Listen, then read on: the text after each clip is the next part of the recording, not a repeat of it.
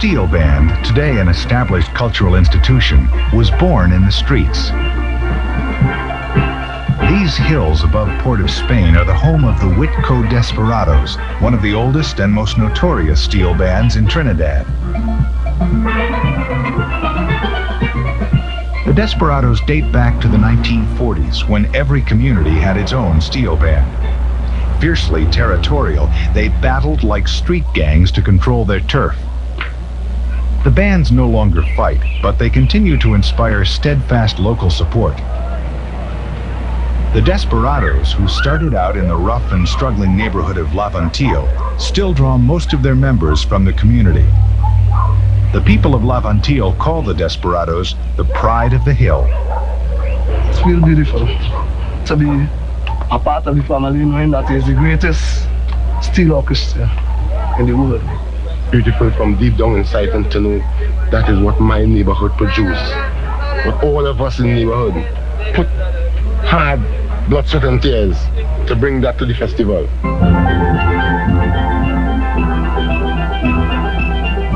The entire neighborhood turns out for Desperado's last practice before the Steel Band Festival. The band is gearing up for battle, but the weapons are paintbrushes and music rather than knives and sticks. The festival is an important proving ground for the Desperadoes, who haven't entered in 20 years. In that time, innovative young bands like Phase 2 Pan Groove and players with formal musical training have raised the festival's standards. The competition has become increasingly fierce. To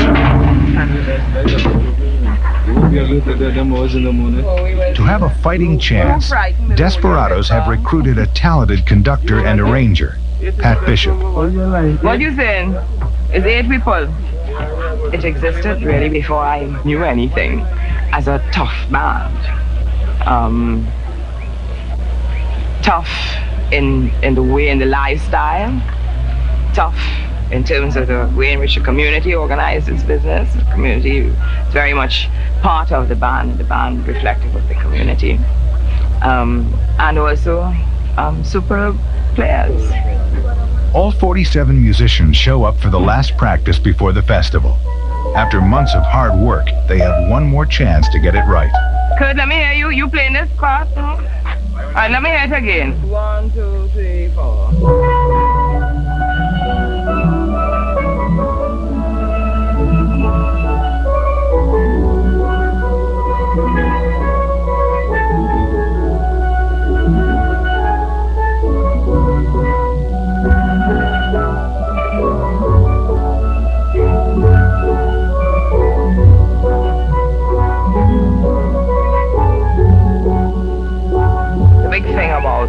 The festival is that it is the time that the bands play classical music. I think it's important to know that classical music wasn't thrust upon steel bands.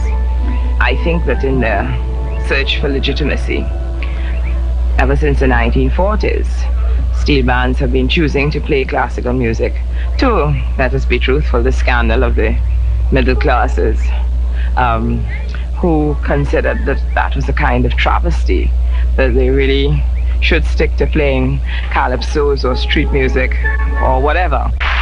There's so many things in music you can judge, judge the performance of the music. That can be the precision of the ensemble, the sound of the ensemble, how well is their understanding, how well directed are they really playing the rhythm of the music and getting into the heart of the music. The last band doesn't play until 1 a.m., but no one even thinks of leaving. This is the steel band that everyone has come to see, the Whitco Desperadoes.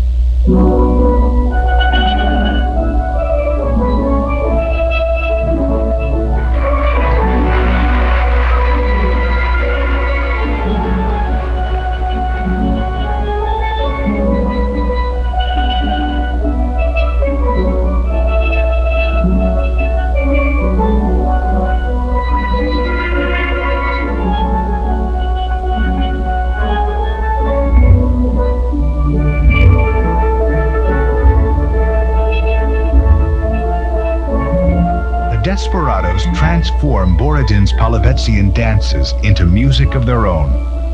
a European composition acquires a Caribbean voice.